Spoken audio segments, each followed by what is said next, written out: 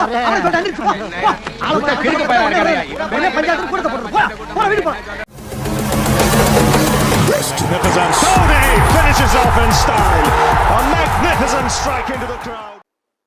நண்பர்களே, welcome to channel cocktail furious. So first test match between India and England Hyderabad நடந்து முடிஞ்சிருச்சு. இப்படி இருந்த மேட்ச் இப்படி ஆயிடுச்சு அப்படின்ற ஒரு கதை தான். ஸோ இங்கிலாந்து வந்து பார்த்தீங்கன்னா தரமாக 28 ரன்ஸ் வித்தியாசத்தில் வின் பண்ணிட்டாங்க. இன்ஃபேக்ட் இன்னும் கம்ஃபர்டபுளாக வின் பண்ணியிருப்பாங்க. பட் ஸ்ரீகர் பரத், அஸ்வின் அட்லீஸ்ட் ஒரு ஃபைட்டு கொடுத்தாங்க. 100 ரன் வித்தியாசத்தில் இந்தியா தோத்துருமான ஒரு பயம் எனக்கு இருந்துச்சு. அட்லீஸ்ட் ஒரு ஃபைட்டு கொடுத்து, அன்பார்ச்சுனேட்லி ஸ்ரீகர் பரத் அது சரியான பால், ஒண்ணுமே பண்ண முடியாது. அந்த மனுஷன் வந்து செட் ஆகிட்டு நல்லா விளையாடிட்டு இருந்தாரு. சீரியஸா எனக்கு என்ன தோணுச்சுன்னா, இன்னைக்கு இன்னும் ஒரு ஓவர் தான் பேலன்ஸ் இருந்தது. அது சர்வே ஆயிருந்தா நாளைக்கு வந்திருக்கலாம். பட் 8 விக்கெட் போனதுனால அந்த எக்ஸ்ட்ரா ½ அன் அவர்ன்ற அந்த ஒரு ஆப்ஷன் வந்து ஸ்டோக்ஸுக்கு கிடைச்சது. அது செமையா யூஸ் பண்ணாரு. அண்ட் அஸ்வின் பும்ரா விளையாடும் போது கூட பாத்தீங்கன்னா, அஸ்வின் ஏன் டென்ஷன் ஆகி அப்படி ஏறி அவுட் ஆனார்னா, ஆப்வியஸ்லி இன்னும் ஒரு 8 ஓவர் இருக்கு. ஸோ பால் ஸ்பின் ஆகுது. ஸோ பும்ரா சர்வே ஆவாரா இல்ல இவ்வளோ நேரம் தம் கட்டி ஆட்டான்டா, கட்சியில அவுட் ஆயிட்டான்டா ஸ்ரீகர் பரத் அப்படின்ற மாதிரி கடுப்புல இருந்த மாதிரி இருந்தது அஸ்வின். ஸோ அதனால அவர் என்ன நினைச்சாருன்னா, சரி ஒரு பால் பேட் அவுட் பார்க்கலான்னு பார்த்தாரு. பட் அன்பார்ச்சுனேட்லி இந்த ஸ்பின்னிங் விக்கெட்ல அது பாசிபிலிட்டியே கிடையாது. நெவர்தெல்லஸ் சம ஃபைட் ஸ்ரீகர் பரத் அஸ்வின், அவங்களுக்கு ஒரு மிகப்பெரிய சல்யூட். ஏன்னா அட்லீஸ்ட் இவ்வளவு தூரமாவது கேம் எடுத்துட்டு வந்தாங்களே. அடுத்தது பும்ராவ், சிராஜ் அவங்களால முடிஞ்சது அவ்வளவுதாங்க. நிறைய பேர் கிரிட்டிசைஸ் பண்ணலாம், சிராஜ் இன்னும் கொஞ்சம் நீ டஃப் கொடுக்கலாம்ல, லாஸ்டா ஏன் ஏறி போய் சுத்தினேன். அவங்க லெவலுக்கு மீறி தான் அவங்க எக்ஸ்ட்ரா கொஞ்சம் ரன்ஸ் அடிச்சிருக்காங்க. ஸோ பேட்ஸ்மேன் எல்லாம் விட்டு இவங்களை நம்ம குறை சொல்லக்கூடாது. And great performance from England, முக்கியமா ஓலி போப். அண்ட் எஸ், டெஃபினட்டா அந்த ஸ்பின்னருக்கும் கொடுக்கணும், ஹார்ட்லிக்கும். ஏன்னா எந்த அளவுக்கு கிரிட்டிசிசம் ஃபேஸ் பண்ணாரு. ஃபர்ஸ்ட் டெஸ்ட் மேட்ச் ஃபர்ஸ்ட் இன்னிங்ஸ்லேயே ஃபர்ஸ்ட் பால் தூக்கி 6 சொருகினார் ஜெய்ஸ்வால். அப்போத்துல இருந்து அந்த ப்ரெஷர்.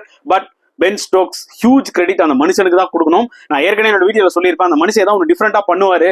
இந்த போன செகண்ட் வீடியோலேயே சொல்லியிருந்தேன், இந்த மனுஷன் எப்படி ஃபீல்ட் செட்லாம் பண்ண போறாரு, அதை நான் பார்க்கணும்னு ரொம்ப ஆசைப்படுறேன் அப்படின்னு. ஏன்னா கண்டிப்பா அந்த ஒரு அன்ஆர்த்தடாக்ஸ் வே இருக்கு பென் ஸ்டோக்ஸ் கிட்ட, ஆனா ரொம்பவே எஃபெக்டிவ். அதுதான் வந்து பக்காவா பண்ணாரு. அந்த டாம் ஹார்ட்லியை வந்து ட்ரஸ்ட் பண்ணி அவருக்கு ஓவர்ஸ் கொடுத்துக்கிட்டே இருந்தாரு. ஏன்னா ஒரு பக்கம் ஜாக் லீச் அந்த இன்ஜுரினால வந்து பாத்தீங்கன்னா நிறைய ஓவர்ஸ் போட முடியல. பட் டெஃபினட்டா டாம் ஹார்ட்லி செமையா போட்டாரு. ஆனா ஒரு அட்வான்டேஜ் ஹார்ட்லிக்கு இருந்தது என்னன்னு பாத்தீங்கன்னா, at least even though Jack Leach வந்து சரியா போட முடியலனாலும் ஒரு பக்கம் ஜோ ரூட் வந்து பாத்தீங்கன்னா அந்த பிரஷரை மெயின்டைன் பண்ணிட்டு இருந்தாரு. சோ அது இவருக்கு ஒரு மிகப்பெரிய அட்வான்டேஜா வந்து நின்னுச்சு. ஏன்னா மார்க் வுட் அந்த அளவுக்கு எஃபெக்டிவா இல்ல இந்த பிச்சில். ரெஹானா போது வந்து பாத்தீங்கன்னா அந்த அளவுக்கு ரொம்ப எஃபெக்டிவா இல்ல. 1-2 பால் அப்படி பிச்சில் குத்தி அப்படி பர்ஸ்ட் தவிர நிறைய ஷார்ட் பால் பவுண்டரி எல்லாம் கொடுத்துட்டு இருந்தாரு. சீரியஸ்லி இங்கிலாந்து வந்து பாத்தீங்கன்னா டிசர்வ்ங்க, அதுக்கு மேல எதுவுமே சொல்ல முடியாது. அந்த பேஸ் பால் நம்ம வந்து இனிஷியல் ஆரம்பிச்சது, நம்மளாம் வந்து சிம்பிள் கண்டென்ட்டுக்காகவோ ஒரு தம்ப்நெயிலுக்காகவோ நம்ம போடுவோம். பேஸ் பால் ஸ்பின் பேஸ் பால தோக்கடிச்சிருச்சு. அதெல்லாம் வந்து ஒரு ஃபன் எலிமெண்ட், புரியுதா உங்களுக்கு? பிளஸ் ஒரு என்ன சொல்றது, ஒரு நல்லா இருக்கும், ஒரு ஃபன்னா இருக்கும். ஆஹா சூப்பரா நீங்க செஞ்சுட்டாங்க. பட் ஃபேக்ட் என்ன இங்கிலாந்து காமிச்சிட்டாங்கன்னா, நாங்க பேஸ் பாலும் விளையாடுவோம், பாசிட்டிவ் கிரிக்கெட் விளையாடுவோம். அதாவது பேஸ் பால்னா அது டமால் டிமில் மட்டும் அடிக்க மாட்டோம். பாசிட்டிவ் கிரிக்கெட், அதாவது நாங்க சிங்கிள்ஸ் ரொட்டேட் பண்ணி எப்படி விளையாடி இருக்காங்க பாருங்க. நம்மளுக்கு எப்படி விளையாடி இருக்காங்க. இந்த பிச்சில் கண்டிப்பா 231 அடிக்கலாங்க. 28 ரன் வித்தியாசத்துல நம்ம தோத்துருக்கோம்னா பாத்துக்கோங்க. ஏன்னா எனக்கு ரொம்ப ஷாக்கிங்கா இருக்குது என்னன்னு பாத்தீங்கன்னா, சுப்னம் கில்லோட கான்பிடன்ஸ் லெவல். இப்படி ஒரு பிளேயரை நீங்க டீம்ல வச்சுக்கணுமா? கிளியரா தெரியுது, உள்ள வந்து ஆடும் போதே இல்ல நான் அவுட் ஆயிடுவேன், நான் வந்து பார்த்து ஆடணும், இந்த மேட்ச் தான் எனக்கு லாஸ்ட் மேட்ச் அப்படின்ற மாதிரி தான் அவர் விளாடுறாரு. டொமஸ்டிக் கிரிக்கெட்ல அவன் டன்ஸ் ஆஃப் ரன்ஸ் அடிச்சு வச்சிருக்கான். தயவு செஞ்சு அவங்களுக்கு ஆப்பர்ச்சுனிட்டி கொடுங்க. சுப்னம் கில்லுக்கு ஒரு பிரேக்கப் கொடுங்க, போய் ஒயிட் பால் ஆடட்டும், அப்புறம் ரஞ்சி டிராஃபி விளாட்டும், நிறைய ரஞ்சி டிராஃபி விளையாடிட்டு வரட்டும். ஸோ தட் அவருக்கு திருப்பி ஒரு கம்பேக் கொடுக்கலாம் இந்தியாவுக்கு. யாரும் இப்ப சுப்னம் கில் வந்து வேஸ்ட்னு சொல்ல போறது இல்ல. டெஃபினட்டா இப்போதைக்கு அவருக்கு ஒரு பிரேக் வேணும். பிகாஸ் கம்ப்ளீட் அவுட் ஆஃப் ஃபார்ம்ல இருக்காரு. That is one. Shreyas Iyer spin கண்டிஷன்ஸ்ல செமையா விளையாடுவாரு. நம்ம நம்பி கடைசியில வந்து பாத்தீங்கன்னா அந்த ஆள் காலை தான் வரணும். ஆக்சுவலா சீரியஸா ஃபர்ஸ்ட் இன்னிங்ஸ்ல செட் ஆயிட்டு தூக்கி கையில குத்தாங்க. அதாவது அதை எல்லாமே கிளியரா தெரிஞ்சதுங்க. என்னன்னு பாத்தீங்கன்னா, இந்த வே போப் அவர் விக்கெட்டை விடாம விளையாடுனது, டாம் ஹார்ட்லி போலிங் மட்டும் இல்ல 2 இன்னிங்ஸ் பேட்டிங் விளையாடுனது, எல்லாமே அவங்க எல்லாருமே அவங்க பேட்டிங்கை சீரியஸா எடுத்துக்கிட்டாங்க. யாருமே தூக்கி கொடுக்கல. ஃபர்ஸ்ட் இன்னிங்ஸ்ல வேணா சில ஷாட்ஸ் ரூட் அவுட் ஆனதெல்லாம் பாத்தீங்கன்னா ரொம்ப கேவலமா இருந்திருக்கலாம். ஆனா இந்தியா ஃபர்ஸ்ட் இன்னிங்ஸ்ல தூக்கி கையில கொடுத்ததுனால செகண்ட் இன்னிங்ஸ்ல வந்து இல்ல நாங்க தூக்கி அடிக்க மாட்டோம், நாங்க உள்ளுக்குள்ளேயே தான் ஆடும். அதாவது இந்தியனோட போலிங் அட்டாக்ல தான் ஃபாரினர்ஸ் வந்து இங்க அந்த மாதிரி விளையாடுவாங்க. நான் டிஃபென்ஸை ட்ரை பண்ணி ஆடி போல்ட் ஆயிட்டோ எல்பிடபிள்யூ ஆயிட்டோ போயிடுவாங்க. இந்தியா இன்னைக்கு அதை அப்படியே காமிச்சாங்க, மிரர் மாதிரி.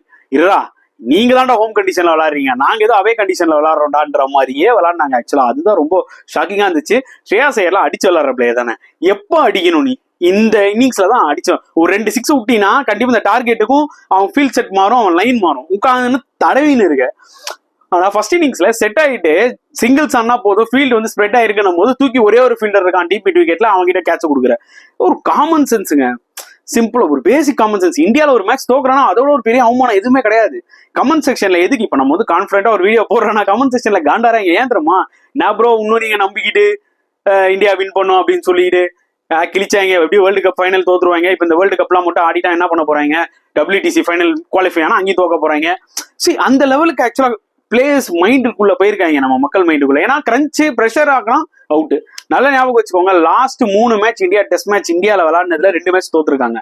ஆஸ்திரேலியாவோட 3வது மேட்ச் இண்டோர்ல லாஸ், 4வது மேட்ச் அகமதாபாத்ல டிரா, இப்போ ஃபர்ஸ்ட் மேட்ச் லாஸ்.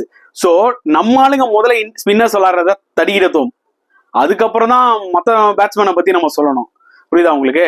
இன்னும் மிகப்பெரிய ஆச்சரியம் என்னதான் அவங்க ஸ்வீப் ஆடட்டும், என்ன வேணா ஆடட்டும், Ashwin Jadeja Axar second innings bowling போட்டது வந்து பாத்தீங்கன்னா ரொம்ப பிலோ பாரா இருந்துச்சு. ஏன்னா அவங்க லெவலுக்கு இந்த கண்டிஷன்ஸ்ல போட்டுக்கிட்டே இருந்திருக்கலாம் ஸ்டெம் டு ஸ்டெம்ப். ஆனா ஒண்ணுமே, அதாவது பிச்சில் அவங்க போலிங் போட்டதை பார்க்கும்போது எப்படின்னா பிச்சில் அந்த அளவுக்கு பெருசா இல்லடா, ஆனா கண்டிப்பா டேர்ன் இருந்துச்சு. எனக்கு என்னன்னா அஸ்வின் ஒரு டிஃப்ரெண்ட் அஸ்வின் நான் பார்த்தேன். ஒரு செஷன் நல்லா போட்டாரு second day, I think first day அன்னைக்கு. ஆமா, அப்பார்ட் ஃப்ரம் தட் அஸ்வினே பாத்தீங்கன்னா ஒரு ஒன் டே கிரிக்கெட், ஒரு T20 கிரிக்கெட்ல போலிங் போடுற மாதிரி எனக்கு ஃபீல் ஆகுது. அந்த ஒரு டிபிக்கல் அஸ்வின் ஸ்பெல்லே இல்ல. மேபி ஏஜ் போக போக அவரோட பேஷன்ஸ் லூஸ் பண்றாரோ அப்படின்ற ஒரு எனக்கு ஒரு ஃபீல் இருக்கு. ஏன்னா டெய்லர் மேட் விக்கெட்டுங்க அஸ்வினுக்கு. இது எப்படி ஸ்ட்ரோக்ஸ் விக்கெட் எடுத்தாரு அந்த மாதிரி நினைச்சா எந்த விக்கெட்னா எடுக்கலாம். ஆனா எவ்வளவு ரன் அடிக்க விட்டாங்க இங்கிலாண்ட, கிட்டத்தட்ட 420 ரன்ஸ் செகண்ட் இன்னிங்ஸ்லங்க. ஏங்க அதுல பாதிக்கு பாதி உங்களால ஃபோர்த் இன்னிங்ஸ் ஆட முடியுதா? அந்த அளவுக்கு எல்லாம் பிச் இல்லைங்க. அந்த பவுன்ஸ் இருக்கு, அந்த ஸ்பின் இருக்கு. இது இந்தியாவுக்கு டெய்லர் மேட் பிச்சு. இன்னொன்னு முக்கியமா ஒரு விஷயம் சொல்லிக்கிறேன், நல்லா தெரிஞ்சுக்கோங்க. நெக்ஸ்ட் மேட்ச் பஷீர் ஒரு ஸ்பின்னர் வரான். விசா ப்ராப்ளம்லாம் இருக்குல்ல, பாகிஸ்தான் ஒரிஜின் அந்த பிரச்சனை எல்லாம் போச்சுலாம் வரான். அவன் ஹைட்டுக்கும் அவன் போடுறான் அந்த ஒரு மாதிரி சுனில் நாராயண் மாதிரி போடுறான். புரியுதா உங்களுக்கு? அவன்லாம் இந்தியா விளையாடவே மாட்டாங்க. நெக்ஸ்ட் மேட்ச் ஆண்டர்சன் வேற உள்ள வந்துருவாரு. நீ வந்து ஹார்ட்லி, ஜாக்லீச், ஜோ ரூட்டே இந்த திணற இதுல அந்த பையன் பஷீர் வந்து இந்த லெக் ஸ்பின்னரை ரீப்ளேஸ் பண்ணுவான். வுட்ட ஷூரா ஆண்டர்சன் ரீப்ளேஸ் பண்ணுவான். உன இந்த மேட்ச் நீ வின் பண்ணாதான் அடுத்த மேட்ச் எப்படியா டஃப் கொடுக்கலாம். இந்த மேட்ச் நீ தோத்துட்ட, இந்த சீரீஸை நீ வின் பண்றது ரொம்ப ரொம்ப கஷ்டம். இந்தியா இந்த சீரீஸ் வின் பண்றது ரொம்ப ரொம்ப கஷ்டம். கண்டிப்பா இந்தியா கம்பேக் கொடுக்கலாம், நான் இல்லைன்னு சொல்ல வரல. ஆனா அந்த 5-0 சொன்னவங்க, 4-1 சொன்னவங்க மேட்டரே கிடையாது. ரொம்ப ரொம்ப டஃப்பான சீரீஸ். அடுத்த டெஸ்ட் மேட்ச் வைசாக்லி ஸ்பின் தான் எடுக்க போது, பங்கமா டர்ன் எடுக்க போது. இந்தியன் ஸ்பின்னர்ஸை விட இங்கிலாந்து ஸ்பின்னர்ஸ் தண்ணி காமிக்க போறாங்க, அது மட்டும் ஷுவர். ஹோப்ஃபுல்லி நம்ம இந்தியன் ஸ்பின்னர்ஸ் கொஞ்சம் எஃபெக்டிவா போடலாம். இதுல 10 ஜடேஜா வேற ஏதோ லிம் பண்ணிட்டு இருக்காரு. நெக்ஸ்ட் டெஸ்ட் மேட்ச் டவுட்னு சொல்றாங்க.